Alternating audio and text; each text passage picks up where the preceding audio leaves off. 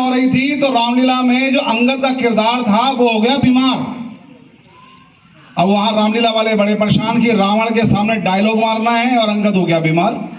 तो वो एक पकड़ के एक आदमी ले आए, सीधा साधा बंदा।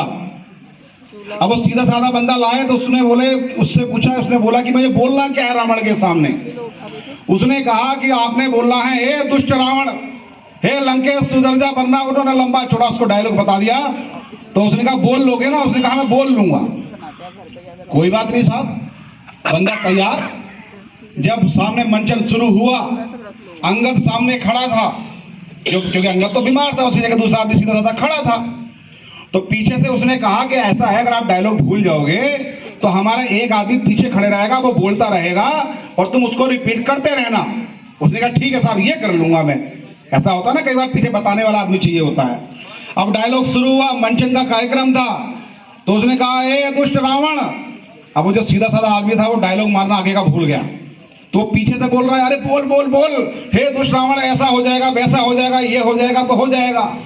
अब वो सीधा साधा आदमी बोला, अरे सुन ले रावण, ये जैसा जैसा ये बोल लिया वैसे वैसे कर ले, वरना तेरा सत्यानाश हो जाएगा। तो कई बार आदमी खुद नहीं बोल पाता और दूसरा बोलता है तो उसके बोलते हैं सब हम खुद बोलते हैं। तो इस माइक में बोलना बड़ा कठिन होता है, इसलिए जरा गौर से सुनिए। ये सब लोग वो लोग हैं जिनका किरदार बोलने का नहीं है। ये अपने कार्यालय में अपने कलम के वजह से जाने जाते हैं। हमारे बीच में ये लोग आए, एक बार इनके लिए जोरदार ताली बजा दीजिए। मेरी माताएं, बहनों, मेरे साथियों, क्योंकि सब लोग आप लोग जानते हो, आज बताने की आवश्यकता नहीं है कि भारतीय जनता पार्टी या हमारा केंद्र या हमारे राज्य की सरकार किस प्रकार से जमीनी धरातल पे काम कर रही है। आज अगर यहाँ पर माताएं बहनें बैठी हैं तो आप जानती हैं कि घर में हमारे जो पुरुष रहते हैं और वो जो खाना खा के बाहर जाते हैं, मजदूरी या जो भी काम करने जाते हैं, तो हमारे हाथों की गर्म गर्म रोटी अगर टाइम से मिल जाती है। और उज्ज्वला योजना से अगर गैस सिलेंडर आए तो किसने दिए हैं, ये मुझे आपको बताने की आवश्यकता नहीं है, आप सब लोग जानते हैं ना? किसने दिए हैं, एक बार बताइए। मोदी जी ने दिए हैं। और आप लोग ये भी जानते हैं कि देश के प्रधानमंत्री ने महिलाओं के सम्मान और महिलाओं के अभिमान के लिए कितना बड़ा काम किया है। देश के प्रधानमंत्री जी ने एक फैसला लिया है और उसको आपको समझ में पता नहीं आया होगा कि नहीं आया होगा। मैं हमेशा बोलता हूं, आज भी बोलूंगा, क्योंकि मेरी बहनों की संख्या यहां ज्यादा है। अगर आपको लगता है कि बड़े बड़े काम करने के साथ में उसको नीचे धरातल पे करवाना, अगर ये कोई कर सकता है तो वो कर सकता है जिसने गरीबी देखी हो और गरीब मां का बेटा हो, जिसका नाम क्या है, श्री नरेंद्र मोदी। आप देखिए परिवर्तन की स्थिति में क्या आया। पहले हमारे घर में जब राशन आता था तो हमारे पुरुष लोग उस राशन को देखने के बाद में झगड़ा करते थे कि सुनो, आप मेरा राशन है, राशन कार्ड में मेरा आ रहा है और तुम खा रही हो। पहले होता था नहीं होता था, बताओ, हंसी मत, होता था कि नहीं?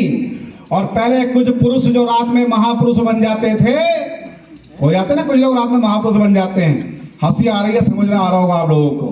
वो रात को आते थे लड़खड़ाते हुए और कहते थे कि हमारा ही खा रही हो और हमारे ही घर में रह रही हो।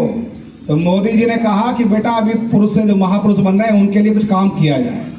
उन्होंने देश का एक गेर बदला। उन्होंने अधिकारियों से निवेदन करा क्या इलाज करना चाहिए। उन्होंने कहा कि महिलाओं का सम्मान बढ़ाने के लिए राशन कार्ड में जहां महापुरुषों का नाम होता है वहां हमारी बहनों का नाम कर दीजिए। और आप बताइए कि आज राशन कार्ड में किसका नाम आता है? माताओं का, बहनों का नाम है कि नहीं है? आज जहां पर हमारे घर मिल रहे हैं वहां पहले पुरुषों के नाम होते थे, आज किसका नाम है बताइए? महिलाओं का नाम है कि नहीं?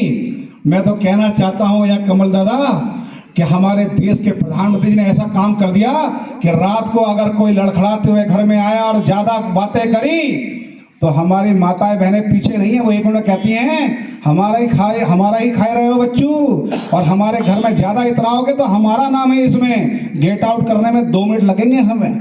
ऐसा है कि नहीं है? यह आत्मसम्मान की लड़ाई है। यह बात छोटी जरूर लग सकती है, लेकिन अगर किसी के स्वाभिमान, अगर किसी का जिंदा है और देश के प्रधानमंत्री चाहते हैं कि महिलाओं का सम्मान हो, इसलिए यह निर्णय छोटा दिखने वाला जरूर हो सकता है, लेकिन आपके आत्मसम्मान का यह फैसला था। आज देश के प्रधानमंत्री जी ने सबका साथ सबका विकास कहने वाली श्रृंखला में हमारे राष्ट्रपति के विषय में अभी बताया नरेंद्र जी ने, बहुत सम्मान के साथ हम उनका नाम लेते हैं। एक सबसे बड़ा सर्वोत्तम पद राष्ट्रपति पे जो सुशोभित है, और वास्तव में मैं कहता हूं कि माननीय मोदी का कितना बड़ा फैसला कि राष्ट्रपति आज हमारी श्रीमती द्रौपदी मुर्मू जी हैं। उनके द्वारा जनजाति समाज के अंदर जो परिवर्तन है वो आप लोग देख पा रहे होंगे। अरे कमाल हो गया छत्तीसगढ़ के अंदर। अभी मुझे बता रहे थे हमारे गुलाम भैया कि 18 विधायक वहां पर लड़े हमारे जनजाति समाज के छत्तीसगढ़ में, और जनजाति समाज के लोग चुप जरूर रहते हैं, लेकिन जिस दिन बटन दबाते हैं उसके बाद में ध्यान रख देते हैं। 18 सीटों पे चुनाव हुआ, जनजाति समाज के लोग खड़े हुए और उन्होंने ऐसा काम करा कि सामने वाली पार्टी का पसीना छूट गया, और 18 के 18 जनजाति समाज के हमारी पार्टी के लोग जीत गए वहां पर।